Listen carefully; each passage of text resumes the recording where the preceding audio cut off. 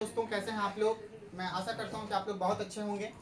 आज हम लोग आ गए हैं class 10 Bihar board math lesson 3 दो चर वाले रैखिक समीकरण पढ़ने के लिए। और आज का जो वीडियो है वो पार्ट 4 का वीडियो है। और आज हम लोग यहाँ पे पढ़ने वाले हैं प्रश्नावली 3.2 है ना। और आज इसमें हम लोग क्वेश्चन देखेंगे 3, क्योंकि क्वेश्चन नंबर 1 और 2 हम लोग पहले ही बना चुके हैं, है ना। 1 और 2 अगर आप मेरे पिछले वीडियो को नहीं देखें तो जा करके देखिए।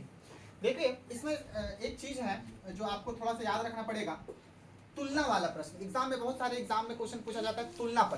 क्या तुलना करने के लिए बोलेगा, आपसे बोल दिया जाएगा कि a1 बटा a2 बराबर नहीं है b1 बटा b2 का। तो इसमें आप 3 बातें याद रखिएगा, 3 बातें, है ना। आपसे फिर से बोल दिया जाएगा कि a1 बटा a2 बराबर है b1 बटा b2 का और बराबर है c1 बटा c2 का। तो इसमें भी 3 बातें याद रखिएगा, 3। और अगर आपको बोल दिया जाए a1 बटा a2 बराबर है b1 बटा b2 का, लेकिन बराबर नहीं है c1 बटा c2 का, है ना। देखो सभी बच्चे ध्यान से सुनो, इस तरह के क्वेश्चन एग्जाम में ढेर सारे ऑब्जेक्टिव बनते हैं। और अगर ये सीख गए तो आपको 3 से 4 ऑब्जेक्टिव बिहार बोर्ड के एग्जाम में देखने को मिलेगा, है ना। तो इसको अच्छे से आप लोग पढ़ो। देखो क्वेश्चन क्या है कि a1 बटा a2 बराबर नहीं है b1 बटा b2 का। तो इसका क्या मतलब है, इसका यह मतलब है कि इसकी जो रेखा होगी, मतलब ग्राफ में जो हम रेखा खींचेंगे वो कैसी रेखा होगी, प्रतिच्छेदी रेखा होगी। कैसी रेखा होगी बताओ, प्रतिच्छेदी रेखा होगी, प्रतिच्छेदी रेखा होगी, है ना। तो इस बात को याद रखिएगा। इसका केवल कितना हल होगा, इसका केवल कितना हल होगा, केवल एक हल। कितना हल, एक हल। एक हल का क्या मतलब होता है, अद्वितीय हल, अद्वितीय हल।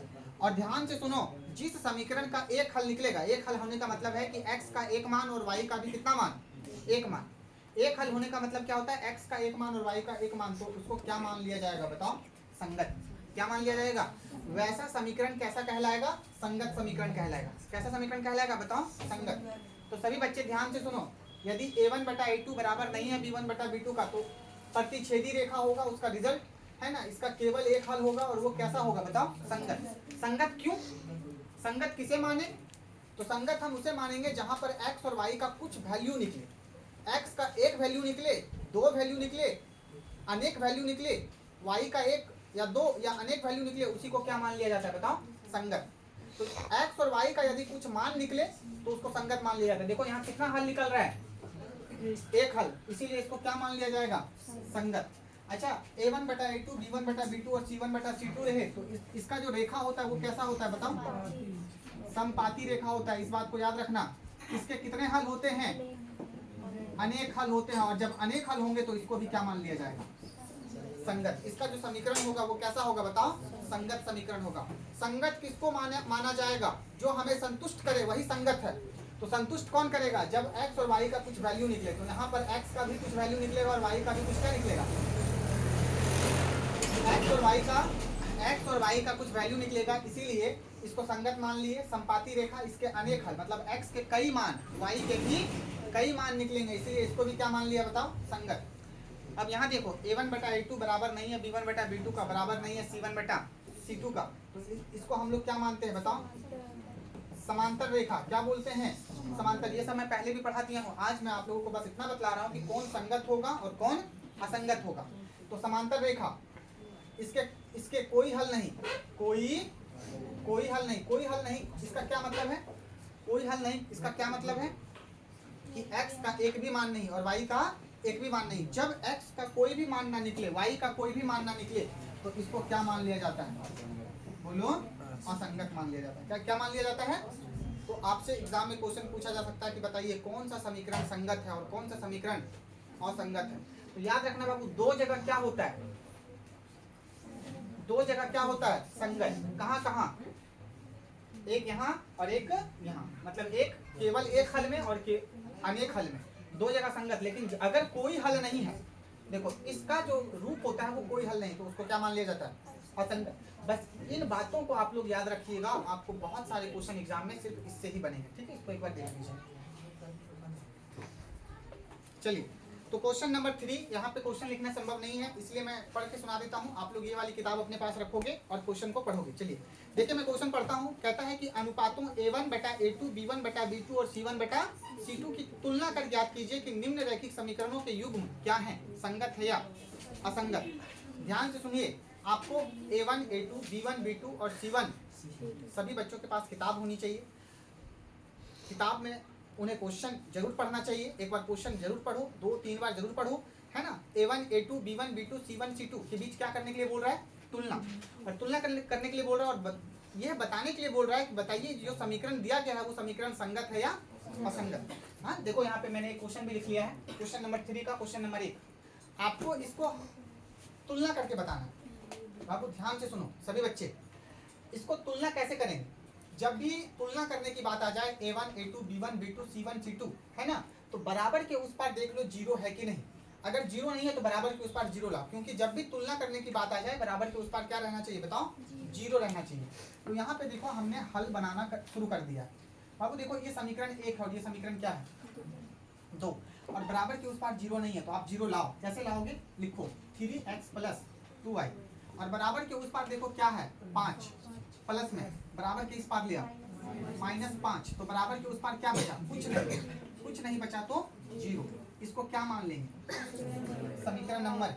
फिर इसको गौर से देखो, है ना, यहाँ पे तुम लिख देना अर्थात का क्या मतलब होता है कि वही चीज को मैं फिर से लिख रहा हूँ अलग तरीके से थोड़ा, है ना। फिर से देखो यहाँ क्या लिखोगे तुम? 2x - 3y, और बराबर के उस पार 7 माइनस में है, इधर आएगा सॉरी प्लस में है, इधर आएगा तो माइनस में, बराबर कितना हो जाएगा? 0। इसको समीकरण नंबर क्या मान लेंगे? 2। इतना करने के बाद देखो सभी बच्चे ध्यान से सुनो, ये जो वैल्यू होता है x के बगल में जो होता है उसको a बोलते हैं, y के बगल में जो होता है उसको b बोलते हैं, और इसको क्या बोलते हैं? c। a b c, इसको भी क्या बोलते हैं? a b c। सभी बच्चे ध्यान से सुनो, आप लोगों को ये बताया गया है a b c। देखो ये समीकरण 1 है इसीलिए इसको A1, B1 और इसको C1। ये समीकरण 2 है नीचे वाला, इसलिए इसको A2, B2, C2। जहाँ समीकरण 1 रहेगा सब में 1-1 लगा देंगे, जहाँ समीकरण 2 रहेगा वहाँ सब में क्या लगा देंगे? 2-2 लगा देंगे। क्या लगा देंगे? 2-2 लगा देंगे। चलिए तो यहाँ पे आप देखिए क्या लिखेंगे? A1 कितना है? 3, B1 कितना है? 2, और C1 कितना है? -5। A2 कितना है बताओ? x और y को नहीं लेंगे, x के बगल में y के बगल वाले को लेंगे। A2 कितना है? 2। B2 कितना है? देखो 3 है, लेकिन 3 के साथ क्या चीज है? माइनस, तो -3 लेंगे। क्या लेंगे? -3 लेंगे। C2 कितना है? C2 -7। तो इस प्रकार से हम ये बिठा लिया। अब इसका करना है क्या? तुलना। क्या करना है मेरे प्यारे बच्चों? तुलना। तो तुलना कैसे होगा? तो A1 और A2 के बीच तुलना होगा। चलो कैसे लिखेंगे? A1 बटा A2। A1 कितना है? 3 लिख दीजिए। A2 कितना है? A2 कितना है? 2 लिख दीजिए। देखो बस इसको इतना ही लिख के छोड़ दो, अभी ये कुछ नहीं हो रहा है, कट नहीं रहा है, तो बस इतना ही लिख के छोड़ दो। B1 बटा B1 कितना है? 2 बटा, देखो ये बटा दे दिए। B2 कितना है? -3 दे दो। देखो ये दोनों आपस में बराबर हुआ, गौर करो। A1 बटा A2 कितना है? 3/2। B1 बटा B2 कितना है? 2/-3। एक है प्लस में, एक है तो प्लस और माइनस कभी बराबर नहीं हो सकता है, इसलिए ये बराबर नहीं है। तो जब ये दोनों आपस में बराबर नहीं हुआ, देखो यहाँ 3 है और यहाँ 2 है, तो ये बराबर नहीं है, किसी भी हालत में ये बराबर नहीं है। तो जब यही दोनों बराबर नहीं हुआ तो फिर C1 और C2 हम लोग नहीं निकालेंगे। अब यहाँ क्या लिखेंगे? अब यहाँ लिखेंगे चूंकि A1 और A2, A1 बटा A2 बराबर नहीं है B1 बटा, ये वाला और ये वाला आपस में बराबर नहीं हुआ, तो ऐसे बराबर देखे नहीं, बराबर नहीं हुआ। कैसे बराबर नहीं हुआ? कैसे हम लोग जांचेंगे? A1 और A2 निकाले तो 3/2 आया, B1 और B2 निकाले तो कितना आया? 2/-3। तो ये आपस में बराबर नहीं है। तो बाबू ये वाला जब कंडीशन आता है तो बताओ वो समीकरण संगत होता है क्या संगत होता है? कैसा होता है? संगत होता है। यहाँ क्या लिखेंगे? इसका समीकरण आप लोगों को अभी तुरंत बताया, इसका समीकरण क्या होगा? संगत होगा। बस इतना अगर आप लिख देते हो तो आपको 1 नंबर मिलेगा। ऑब्जेक्टिव में हल करने के लिए बोलेगा, लेकिन इतना हम लोग ऑब्जेक्टिव में इतना ज़्यादा समय नहीं लेंगे हम लोग। अभी हम लोग सीख रहे हैं इसलिए इतना ज़्यादा समय ले रहे हैं। समझ में आया कुछ ये? चलो इसको एक बार देखो। चलिए हम लोग अब इसी क्वेश्चन नंबर 3 में ही क्वेश्चन नंबर 2 पे आ गए हैं, और फिर से आपको बताना है कि इसमें कौन संगत है और कौन असंगत। चलो तो इसको हल करेंगे। सबसे पहले लिखेंगे हल। बाबू देखो बराबर के उस पार 0 है क्या? इस बात का ध्यान रखना, जब भी आप तुलना करोगे तो इस बात का ध्यान रखना कि बराबर के उस पार क्या होना चाहिए? 0। ठीक है, तो बाबू 0 नहीं है तो 0 ले आओ। क्या लिखोगे? अर्थात। क्या लिखोगे? अर्थात का मतलब होता है वही जो लिखा हुआ है उसी वही अर्थ में हम फिर से लिखेंगे, लेकिन अलग तरीके से। क्या लिखेंगे? 2x माइनस 3y, 8 उधर प्लस में इधर आए, बराबर के इस पर आएगा तो माइनस में, ठीक है, क्योंकि प्लस है, बराबर के इस पर आएगा तो चिन्ह बदल जाएगा, बराबर 0। इसको समीकरण नंबर, यहाँ क्या है 4x माइनस 6y और 9 उधर प्लस में इधर आएगा तो बराबर 0। समीकरण नंबर, ध्यान से देखो, ये समीकरण 1 है और ये a का वैल्यू, b का वैल्यू और ये C का वैल्यू, इसलिए a1 b1 और c1। देखो यहाँ a b c, ये समीकरण नंबर 2 है, इसलिए इसको a2 b2 और c2। तो चलिए a1 कितना है बताओ? 2। b1 कितना है बताओ? -3 और c1 कितना है? -8। a2 कितना है बताओ? 4। b2 कितना है? -6 और c2 कितना है? -9। इतना लिखने के बाद आपको करना है तुलना। क्या करना? देखिए नीचे मेरे पास जगह नहीं है, इसलिए मैं उधर बना दे रहा हूँ, आप लोग नीचे ही बनाना, ऐसा लाइन खींच के मत बना देना मेरे जैसा, है ना। तो a1 कितना, a1 और a2 के बीच करो तुलना। बताओ a1 कितना है? कहाँ देख रहे हो? a1 देखो कितना है? a1 बराबर 2, तो यहाँ लिखोगे 2 बटा, फिर क्या है a2 कहाँ है? 4, तो यहाँ लिखोगे 4। 2 से एक बार में कटा, 2 से अगर एक ही टेबल से कोई कटता है तो उसको कटा देते हैं। 1 बटा कितना आया? 2। चलो ठीक है जी। अब निकालो b1 बटा b1 कितना है? b1 है -3, ध्यान से देखना। और b2 कितना है? -6। देखो गौर से देखो क्या हो रहा है, ऊपर नीचे कट रहा है, माइनस और माइनस कट गया, 3 से एक बार में 3 से कितना आ गया? बाबू गौर से देखो, यहाँ 1/2 और यहाँ भी क्या आया? दोनों जगह क्या आया? 1/2 1/2, मतलब ये आपस में क्या हो गया? बराबर। क्या हो गया? बराबर। अब देखो C1 बटा क्या निकालेंगे? C2। C1 कितना है? C1 कितना है? C1 कितना है? -8। यहाँ क्या लिखेंगे? -8।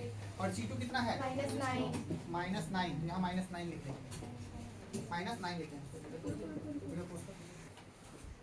तो यहाँ पे देखो C1 और C2 कितना आया? C1 आया -8 और C2 कितना आया? -9। सब यहाँ से हम लोग देख रहे हैं। बाबू देखो यहाँ से माइनस माइनस क्या हो गया? क्या बचा? 8 बटा। अब गौर से देखो, ये और ये बराबर है क्या? ये बराबर है? नहीं। ये बराबर है? तो क्या करेंगे यहाँ पर बताओ? यहाँ पर क्या करेंगे? यहाँ पर क्या करेंगे बताओ? यहाँ लिखेंगे चूंकि a1 बटा a2 बराबर है, सभी बच्चे गौर से देखो, a1 बटा a2 1/2 और b1 बटा b2 भी कितना है? 1/2। ये दोनों आपस में बराबर है, लेकिन क्या C1 और C2 बराबर है? तो यहाँ लिख देंगे बराबर नहीं। तो इस स्थिति में समीकरण क्या होगा? संगत होगा कि असंगत होगा? इसका मतलब है कि इस स्थिति में क्या कोई हल निकलता है? अरे बाबू हल्ला नहीं। इस स्थिति में क्या समीकरण का एक भी हल निकलता है? बोलेंगे नहीं निकलता, इसका कोई हल नहीं है। अभी बताए थे, अच्छे से याद करना, इसका कोई भी हल नहीं है। तो हम क्या लिखेंगे? इसका समीकरण कैसा होगा? इसका समीकरण कैसा होगा? असंगत। कैसा होगा बताओ? असंगत होगा। चलो इसको एक बार देखो बेटा, सभी बच्चे गौर से देखो, क्वेश्चन नंबर 3 का 3, इसमें बताना है कि ये संगत है या असंगत। देखो बाबू, बराबर के उस पार 0 है क्या? बताओ। बराबर के उस पार 0 नहीं, 7 है, तो हमको बराबर के उस पार क्या लाना है? 0। तो बराबर के उस पार 0 लाने के लिए हमको 7 को इधर करना पड़ेगा। हल क्या लिखेंगे? अर्थात 3/2 x प्लस 5/3 y, 7 उधर प्लस में इधर आएगा तो बराबर क्या हो जाएगा? समीकरण नंबर, इसको 1 मान लेंगे, ये समीकरण 1 है, पहली बार में लिखा 1, इसको 2 मान लेंगे। 9x माइनस 10y और 14 उधर प्लस में इधर आएगा तो बराबर 0, कुछ नहीं बचा तो 0। देखो ये हो गया।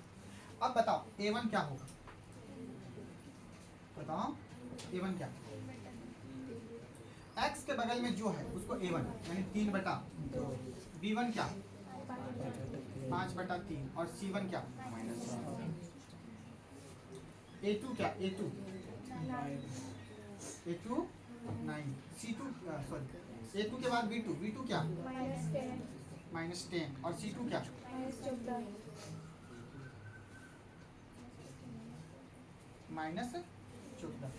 अब करेंगे तुलना। बताओ तुलना कैसे होगा? खड़े हो जाओ तुम। सचिन तुम भी खड़े हो जाओ। सचिन बताओ क्या करना होगा? बाबू मेरे बच्चे बताओ। तुम बैठ जाओ, जब वो खड़े हो गए तो आप बैठ जाओ। हाँ बोलो बाबू। A1 बटा A2, यही तो करेंगे तुलना, इसी को कहते हैं। तुलना का मतलब अनुपात निकालना। A1 कितना है बताओ? A1 कितना है? 3/2। ऐसे लिख लेंगे 3/2। अब देखो बाबू यहाँ पे बटा आ गया है तो अब फिर से बटा नहीं लगाएंगे, है ना, 1 बटा चलेगा। अब A2 कितना है? A2 9, तो यहीं पर लिख देंगे 9। देखो 9 को कहाँ लिखना था? A2 को कहाँ लिखना था? बटा के नीचे। और देखो A2 कितना है? 9, और हमने 9 को कहाँ लिखा है? बटा के नीचे। ठीक है, तो एक ही को बटा रहेगा। ठीक है, बैठ जाओ।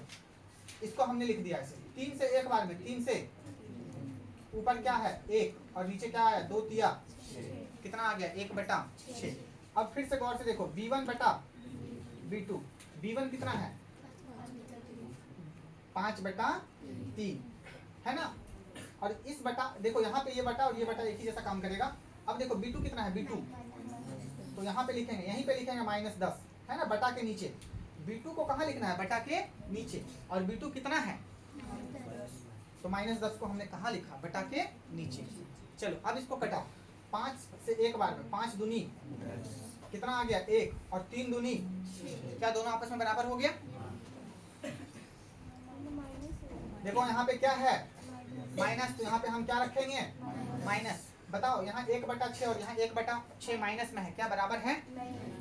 प्लस और माइनस कभी भी बराबर नहीं हो सकता है ना। चलो अब देखो यहाँ पे 1/6 प्लस में है, 1/6 क्या चीज में है?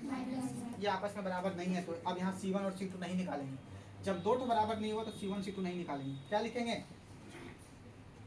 A1 और A2 बराबर नहीं है B1 और B2 का, मतलब ये दोनों बराबर नहीं हुआ, इसलिए इसका समीकरण क्या हो जाएगा? इसका समीकरण संगत होगा। कैसा होगा बताओ? संगत। ठीक है, ऐसे हम लिखेंगे संगत। चलिए देखिए यहाँ पे अब जो है क्वेश्चन नंबर 3 के बाद अब क्वेश्चन नंबर डायरेक्ट मैं 5 में आ गया हूँ। क्वेश्चन नंबर 4 जो आसान है और वो क्वेश्चन मैं आप लोगों के लिए छोड़ रहा हूँ। ठीक है, तो आप लोग उसे बना लेना, है ना, बहुत आसानी से बन जाएगा, आप लोग बना लेना। मैं 5 नंबर क्वेश्चन बता देता हूँ। ठीक है, देख लो बाबू, बराबर के उस पार 0 है क्या? और इसमें करने के लिए बोल रहा है तुलना। क्या करने के लिए बोल रहा है? तुलना किसके बीच? तो A1 A2, B1 B2, C1 C2। Question को अगर पढ़ोगे तो पता चलेगा। तो हम लोग यहाँ क्या करेंगे? अर्थात में क्या लिखेंगे? यही समीकरण को लिखेंगे 4/3x प्लस क्या? 2y। बराबर के उस पार 8 क्या चीज में है? इधर आएगा तो बराबर क्या बचा? समीकरण नंबर।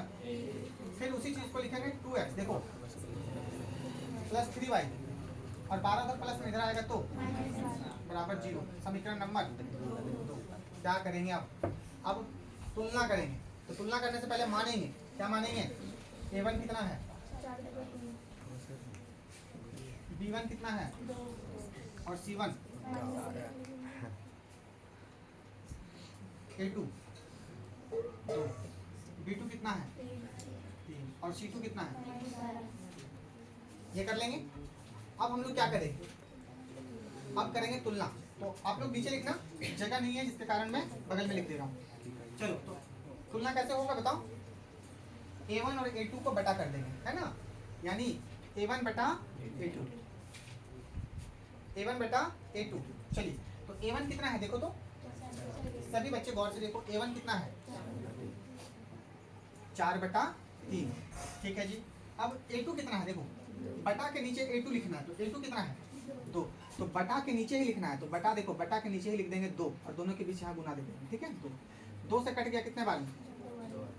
2 दूनी 4, ऊपर क्या बचा? 2, और नीचे क्या बचा? 3। अब B1 बटा B1 कितना है? और B2 कितना है? 2/3। देखो तो दोनों बराबर हो गया ना। अब क्या करेंगे?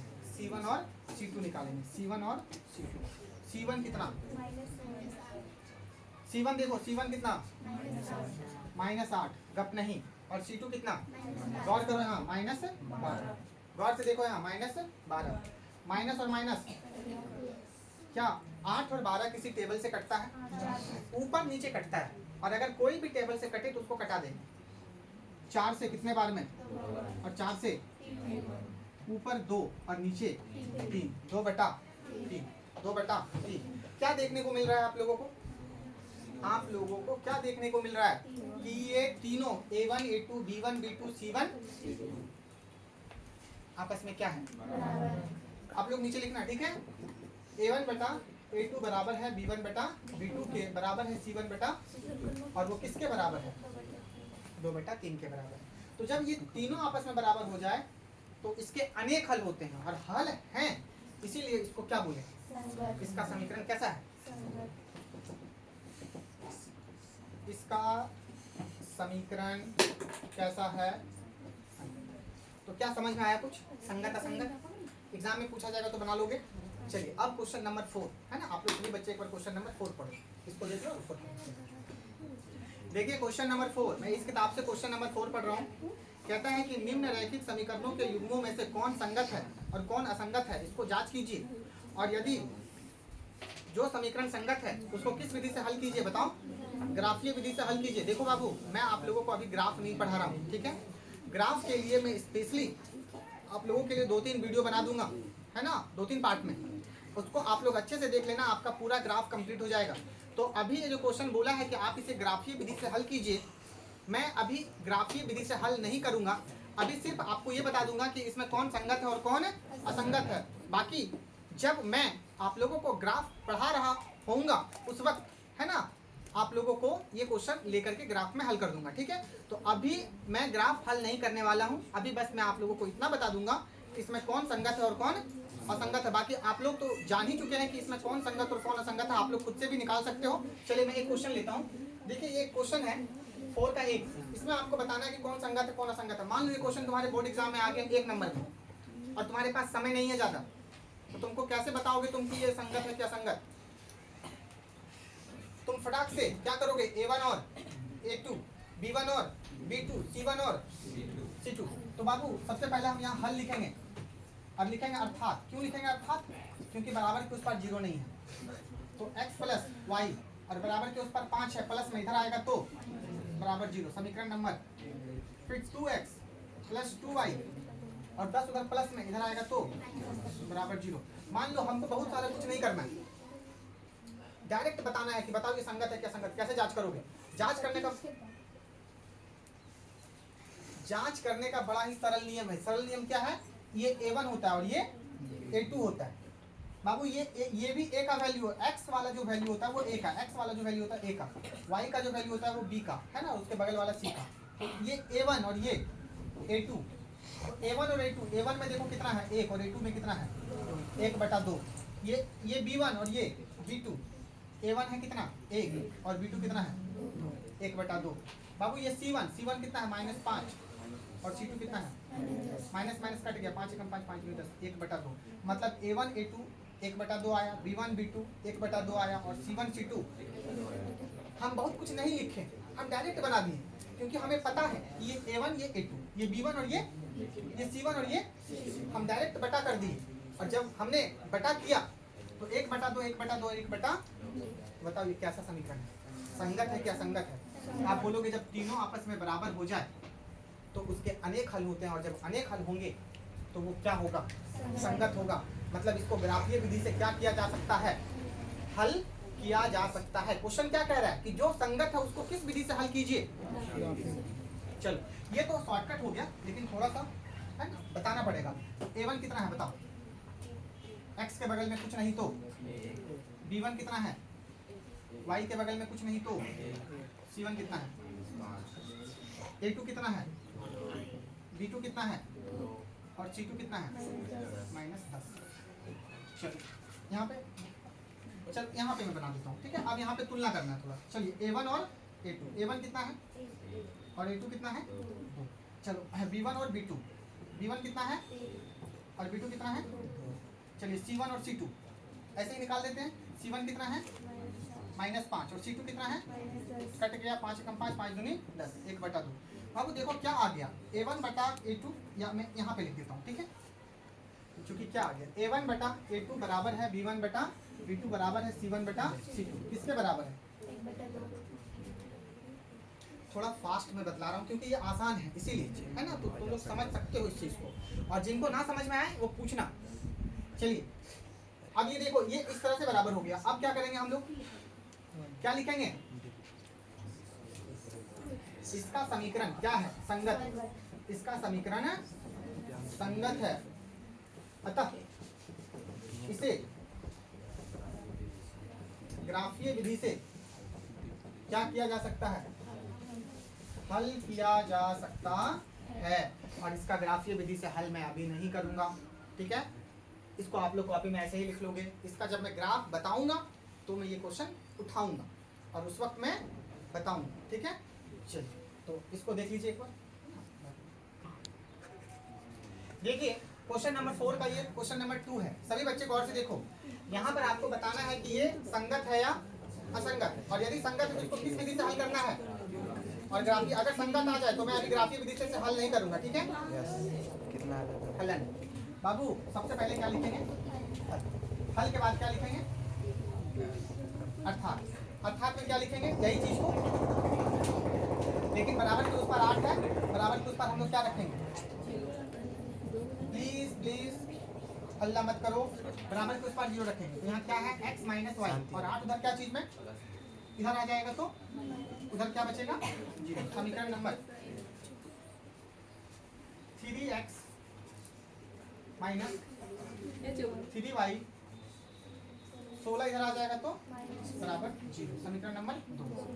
चलो अब क्या करेंगे, A1 कितना है 1, B1 कितना है, y के बगल में कुछ नहीं तो 1, और माइनस है तो -1, और C1 कितना है -8, कितना -8, A2 कितना है 3, B2 कितना है -3, और C2 कितना है।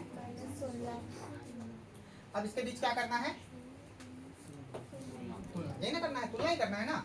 चलो कर लो, A1 बटा A2, A1 कितना है 1, और A2 कितना है 1 बटा 3 है, ठीक है जी। B1 बटा B2, B1 कितना है -1, और B2 कितना है माइनस माइनस कट गया, क्या बचा, मतलब B1 बटा B2 भी कितना है 1 बटा 3, और यहाँ भी कितना है 1 बटा, A1 और A2, B1 और B2 आपस में क्या हो गया, बराबर। अब हम लोग क्या निकालेंगे, C1 और C1 कितना है, C1 कितना है -8, और C2 कितना है माइनस माइनस 8 एकम 8, 8 दूनी, और ये कितना आ गया, क्या बराबर आया। बाबू गौर करोगे तो ये वाला और ये वाला बराबर है, 1 बटा 3 1 बटा 3, लेकिन ये देखो कितना आ गया 1 बटा 2। मतलब हम यहाँ क्या लिख सकते हैं मेरे प्यारे बच्चों, कि A1 बटा A2 बराबर है B1 बटा, लेकिन बराबर नहीं है C1 बटा, ये और ये A1 A2 B1 B2 आपस में बराबर है 1 बटा 2 1 बटा 2, लेकिन वो किसके बराबर नहीं है, C1 और C2 के बराबर नहीं है। तो क्या लिख देंगे, इसका समीकरण असंगत है, क्योंकि ये वाला जब कंडीशन मिलता है तो असंगत होता है ना, असंगत है। मतलब अतः क्या लिखेंगे, जो असंगत रहेगा उसको ग्राफीय विधि से हल नहीं कर पाएंगे। क्यों नहीं कर पाएंगे, क्योंकि क्वेश्चन ही कह रहा है कि जो संगत है उसी को क्या करना है, ग्राफीय विधि से हल करना है। तो बाबू जब मैथ बना रहे होते हो ना, उस वक्त मैथ बनाने पर ध्यान दो, क्वेश्चन पर ध्यान दो, और पूरा ध्यान यहीं पे लगाओगे तभी कुछ हो पाएगा, है ना। अतः इसे ग्राफीय विधि से हल नहीं कर पाएंगे, ठीक है, इतना लिख देना। अब देखो क्वेश्चन नंबर 4 में, क्वेश्चन नंबर 3 और क्वेश्चन नंबर 4 मैं छोड़ रहा हूँ, 3 और 4 में छोड़ रहा हूँ। आप लोगों को बस इतना बताना है कि ये संगत है कि असंगत, ठीक है। तो आप लोग उतना कर लेना, ग्राफीय विधि से भी हल नहीं करना, मैं इसके लिए अलग से वीडियो बनाकर लाऊंगा तुम लोगों के लिए। तो क्या 3 और 4 में छोड़ दूं, सभी बच्चों का हाँ होगा तभी ना, क्या मैं छोड़ दूं, ठीक है। तो 3 और 4 आप लोग इसमें बना लेना, और क्वेश्चन नंबर 3 में क्वेश्चन नंबर 4 हमने छोड़ दिया, उसको बना लेना, ठीक है। आपको बस संगत असंगत बताना है। अब क्वेश्चन नंबर 5 की ओर हम लोग बढ़ते हैं, ठीक है। तो सभी बच्चे क्वेश्चन नंबर 5 पढ़ो, इसको आप लोग बना लेना आगे। देखिए आप लोगों के पास ये किताब है, आप लोग अपने पास ये किताब रखेंगे। चलिए अब प्रश्नावली 3.2 में क्वेश्चन नंबर 5 की ओर हम लोग बढ़ते हैं। ठीक है, देखो कहता है कि एक आयताकार बाग है। बाबू क्या है? एक आयताकार बाग है। बाग का सबसे पहले ये समझो, आयताकार बाग। सभी बच्चे ध्यान से सुनो, आयताकार बाग, बाग का मतलब बगीचा होता है। ये आयताकार क्या होता है? अगर आयताकार को तुम तोड़ो तो तुमको मिलेगा आयत के आकार। इसको तोड़ दो तो क्या मिलेगा? आयत के आकार। अब समझो कि आयत क्या होता है। तो बाबू आयत हम उसको कहेंगे जिसमें लंबाई हो और क्या हो, तो जहां पर भी लंबाई और चौड़ाई आ जाए उसी को क्या कहते हैं? आयत। और आयत में लंबाई और चौड़ाई को ही विमा कहते हैं। क्या कहते हैं? या इसी को ही क्या कहते हैं? विमाएं। क्या कहते हैं? विमाएं। सभी बच्चे ध्यान से सुनो, क्वेश्चन कह रहा है कि एक आयताकार बाग है और बाग की जो लंबाई है वो चौड़ाई से 4 मीटर अधिक है। कितना मीटर अधिक है? 4 मीटर अधिक है। और फिर कहता है कि इसका जो अर्ध परिमाप है वो 36 मीटर है। कितना मीटर है? 36 मीटर है। कितना मीटर है? 36 मीटर है। तो आपको बताना है कि बाग की विमाएं क्या होगी, मतलब आपको बताना है कि बाग की लंबाई और चौड़ाई कितनी होगी। सभी बच्चे ध्यान से सुनो, बाबू एक आयत क्या होता है? एक आयत देखो इस प्रकार से होता है। सभी बच्चे ध्यान से सुनो, एक आयत देखो इस प्रकार से होता है। आयत में 2 लंबाई होती है और 2, तो आयत किसे कहेंगे? सभी बच्चे ध्यान से सुनो, जिसमें लंबाई हो और क्या हो? चौड़ाई। तो बाबू देखो, जो लंबाई होती है वो चौड़ाई से अधिक होती है। आयत में हमेशा याद रखना लंबाई और चौड़ाई होती है, 2 चीज होगी, लंबाई और चौड़ाई। अब देखो ये बाग है, ये क्या है बताओ? आयताकार बाग है। बाग का मतलब बगीचा है। तो कहता है कि आयताकार बाग जो है ना, उसकी जो लंबाई है ना वो 4 मीटर अधिक है। किससे? चौड़ाई से, है ना। और कहता है कि इसका जो अर्ध परिमाप है, अर्ध परिमाप वो कितना है? 36 मीटर। कितना है? 36 मीटर। तो आपको बताना है आयत की विमाएं। क्या बताना है? आयत की विमाएं। विमा देखो मैं आपको फिर से बता दूं, आयताकार का मतलब आयत के आकार का क्या है? एक बाग। तो आयत में एक लंबाई होती है और एक, और किसी भी लंबाई और चौड़ाई को ही विमा कहते हैं। आपको इसमें विमा निकालना है। चलो तो बाबू हम लोग पढ़ क्या रहे हैं? 2 चर वाले। हमेशा याद रखना कि इसमें 2 चर वाले रैखिक समीकरण में 2 चर आएगा हमेशा, हर हाल में 2 चर। और वो चर क्या होगा? एक चर होगा x और दूसरा चर होगा y। तो बाबू तुम लंबाई को क्या मान लो? x metre. क्या मान लो? क्योंकि आपको भुजाएं निकालनी है, विमाएं निकालनी है और मीटर में निकालनी है। और चौड़ाई क्या मान लो? ये तुमको खुद से मानना होगा। इसको तुम अलग तरीके से भी बना सकते हो, लेकिन हमको 2 चर लेना ही है, क्योंकि हम पढ़ क्या रहे हैं? 2 चर वाले रैखिक समीकरण। और जब तक इसमें हम 2 चर नहीं लेंगे ये हमारा नहीं बनेगा। बनेगा लेकिन प्रोसेस सही नहीं होगा। तो 2 चर, लंबाई कितना मान लिए? x और चौड़ाई कितना मान लिए? y। तो यहाँ पे आप लोगों को लिखना होगा, माना लंबाई बराबर कितना मीटर? अच्छा किसका लंबाई? माना बाग की, बोलो, लंबाई कितना मीटर? और बाग कैसा है? आयताकार। कैसा है? ठीक है जी। अब इसकी चौड़ाई क्या हो जाएगी? Simple, y metre. अच्छा क्यों माने x और y? क्योंकि हम लोग पढ़ के आ रहे हैं 2 चर वाले। तो 2 चर वाले रैखिक समीकरण मतलब हमको 2 चर मानना ही होगा। तो लंबाई को x मान लेंगे, चौड़ाई को तुम अलग अलग भी मान सकते हो, कोई दिक्कत नहीं है, लेकिन लंबाई को x मान लिए, चौड़ाई को y मान लिए। चलो अब देखो प्रश्न कहाँ से? प्रश्न से, अकॉर्डिंग टू क्वेश्चन। देखो प्रश्न क्या कह रहा है। सभी बच्चे क्वेश्चन पढ़ो एक बार। क्वेश्चन क्या कह रहा है? हमेशा 2 कंडीशन दिया रहेगा। पहला कंडीशन में क्या कह रहा है? कि लंबाई चौड़ाई से कितना ज्यादा है। देखिए पहले नंबर पे क्या कह रहा है? ध्यान से देखना, लंबाई चौड़ाई से 4 क्या है? चलो अधिक है। सभी बच्चे गौर से करो, मतलब देखो लंबाई चौड़ाई से क्या है बाबू? 4 अधिक है। इसका क्या मतलब है? मतलब एक बड़ा है और एक क्या है? यहीं पे कंडीशन बनेगा। रैखिक समीकरण कैसे बनता है? रैखिक समीकरण में बराबर आना चाहिए, बराबर, तभी वो रैखिक समीकरण होगा। और हम लोग 2 चर वाले रैखिक समीकरण पढ़ रहे हैं तो हमको बराबर लाना ही है। बाबू एक तरफ तुम लंबाई को हम क्या लिख सकते हैं और चौड़ाई को हम क्या लिख सकते हैं? चौड़ाई को हम क्या लिख सकते हैं? देखो लंबाई को हमने x माना, चौड़ाई को हमने, तो लंबाई को हमने x लिख लिया और चौड़ाई को हमने, क्या दोनों अभी आपस में बराबर है? हमको बराबर लाना है। क्यों? क्योंकि हम दो चर वाले रैखिक समीकरण पढ़ रहे हैं और दो चर वाले रैखिक समीकरण को बनाने के लिए हमें क्या चाहिए? बराबर। क्या चाहिए? कहीं भी बराबर चाहिए। तो बाबू यही दोनों को बराबर करना है, समीकरण को संतुलन में लाना है। तो बाबू देखो ये क्या है? और ये क्या है? छोटा। कैसे? क्योंकि ये लंबाई है और ये क्या है? और लंबाई कितना ज्यादा है? तो क्या अभी बराबर है ये दोनों? तो बाबू लंबाई 4 ज्यादा है और चौड़ाई 4 कम है, तो दोनों को बराबर करने के लिए हमको चौड़ाई में क्या करना होगा? मतलब छोटा में 4 को जोड़ दो तो वो किसके बराबर हो जाएगा? बड़ा के बराबर। और अगर नहीं, अगर तुम चौड़ाई में 4 नहीं जोड़ोगे तो ये 4 बड़ा है, इसमें 4 क्या कर दो? घटा दो। 4 क्या कर दो? घटा दो। 4 अगर तुम घटा दोगे तो वो किसके बराबर आ जाएगा? छोटे के बराबर। और अगर तुम इसमें 4 घटाना नहीं चाहते हो तो ये बड़ा और ये छोटा, तो छोटा को ही बड़ा बना दो। तो ये कितना छोटा है? 4 छोटा है, तो इसी में 4 क्या कर दो? क्या बातें समझ में आई? तो दोनों आपस में फिर क्या हो जाएगा बताओ? बराबर। इसको क्या मान लो? समीकरण नंबर 1। पुनः फिर क्या कहता है कि आयताकार बाग के या आयताकार बाग का अर्ध परिमाप, क्या बाबू? अर्ध परिमाप बराबर कितना है? 36। सिंपल। देखो दूसरे पोजीशन में क्या कहा उन्होंने?